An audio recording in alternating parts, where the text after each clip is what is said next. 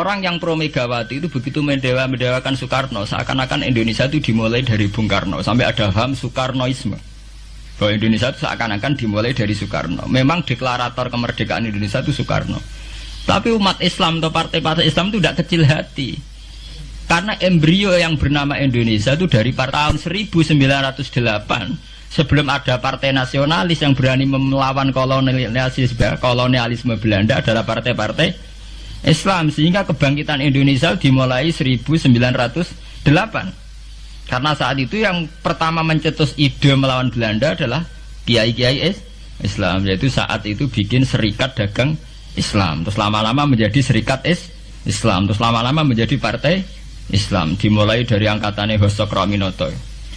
Jenis Haji Umar Said sinten Cokroaminoto, itu disingkat jenis Hos Cokroaminoto. Jadi tidak bisa Indonesia itu meninggalkan partai Islam, karena dulu pertama pendiri era kepartaian niku malah partai-partai apa? Islam yang lahir di Solo, di Jogja.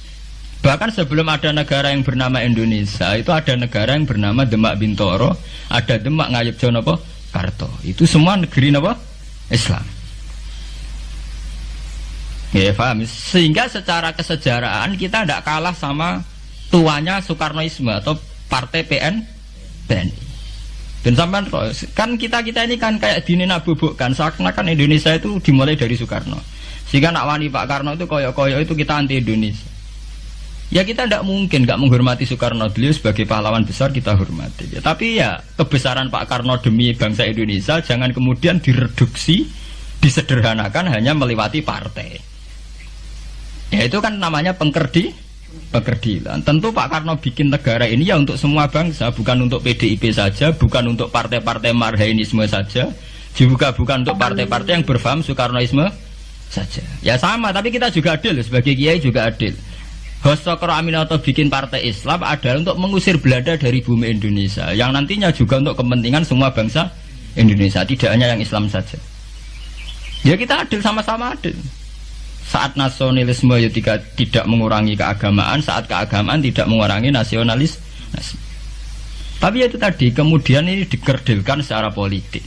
Di sawangannya nak wis duet Pak Hasim Mbak Mega nasionalis religius itu sudah ditren. Angger duet senengane pasangan nasionalis sampai apa nak nasionalis terus wajib sholat?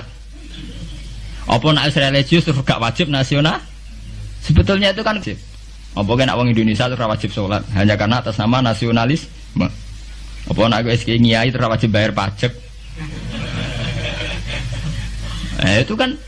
Itu kan pengkerdilan, proses pembohongan, pembohongan secara publik. Itu dibodokno, sedurunge bodoh, itu kan itu kan repot. Namanya sedurunge bodoh dibodokno kenapa? Nurut.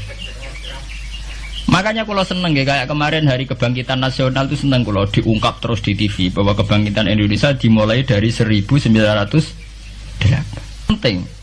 Pentingnya bahwa orang-orang yang sok Soekarnoisme biar tidak mereduksi Pak Karno hanya milik mereka sendiri, karena bangsa ini berdiri semenjak 1908. Dimulai dari gerakan Budi Utomo sampai Hos Cokroaminoto sampai macam-macam, ya, serikat-serikat Islam. Nah, kita secara sejarah itu sama. Kita sebagai santri juga tidak kalah sejarah, karena berdirinya nasional sudah lewat para kiai. Itu takokno sejarawan manapun, kayak profesor siapa di UI, siapa saja profesor-profesor sejarah bilang bahwa awal kebangkitan Indonesia itu dari partai-partai Islam.